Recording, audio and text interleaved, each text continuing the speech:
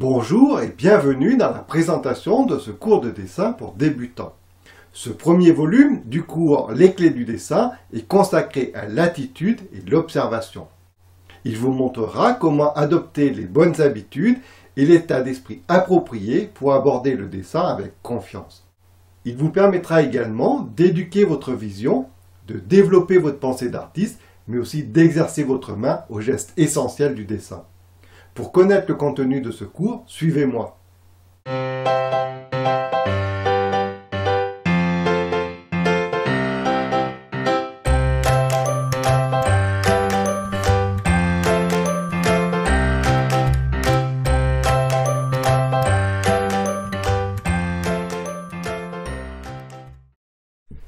La première chose que vous trouverez dans ce cours, c'est une méthode pédagogique claire et progressive qui vous accompagnera tout au long de votre apprentissage. L'approche que je vous propose de suivre, nommée la méthode synthétique, ne nécessite aucun talent.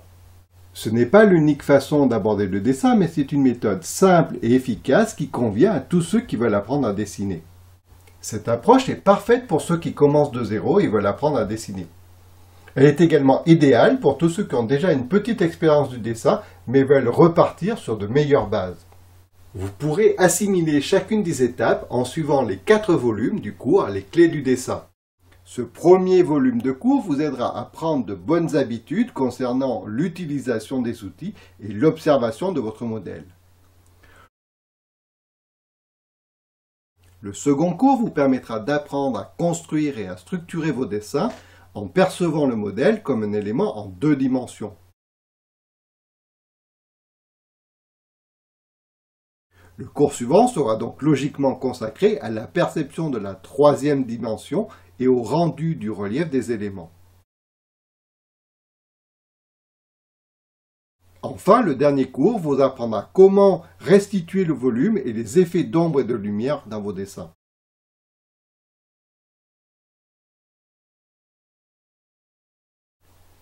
Les leçons que vous allez suivre concernent une forme de dessin réalisée à partir d'un modèle que l'on nomme le dessin d'observation.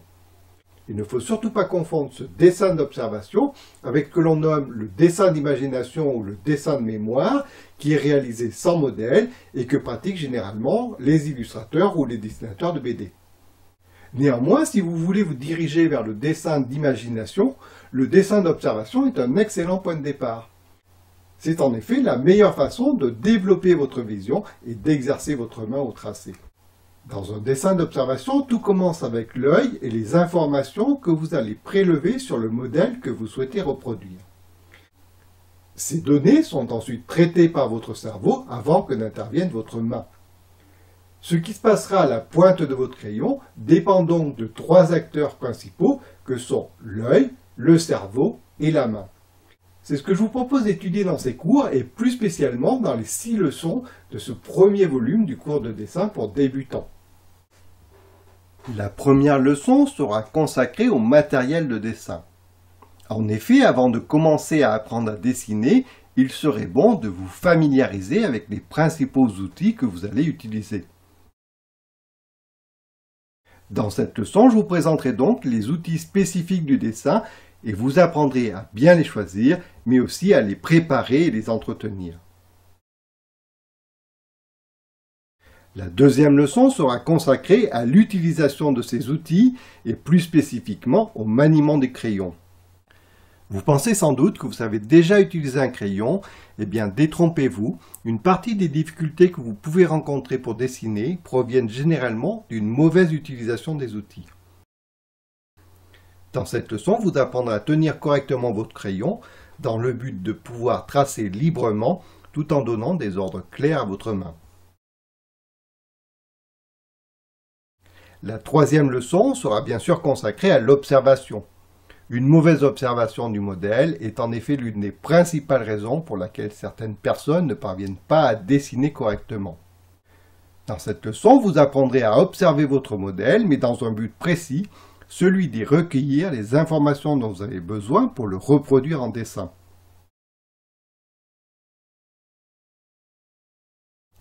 La 4e leçon sera consacrée à la vision d'artiste.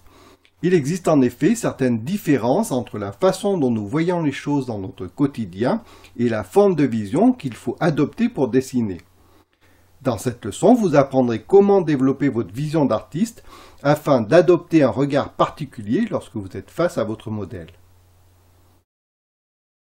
La 5e leçon sera consacrée à la vision abstraite. Pour dessiner, vous devez en effet observer votre modèle sans être influencé par la signification des éléments. Votre attention doit donc être focalisée uniquement sur la forme. Dans cette leçon, vous apprendrez donc à considérer les formes à reproduire de manière abstraite afin d'éviter l'influence des images mentales issues de votre cerveau. La 6e et dernière leçon du cours Attitude et observation sera consacrée à la vision globale de votre modèle. Vous apprendrez donc à observer le sujet lui-même, mais aussi les espaces négatifs, ces formes visibles à l'extérieur, mais aussi à l'intérieur de certaines parties de votre sujet.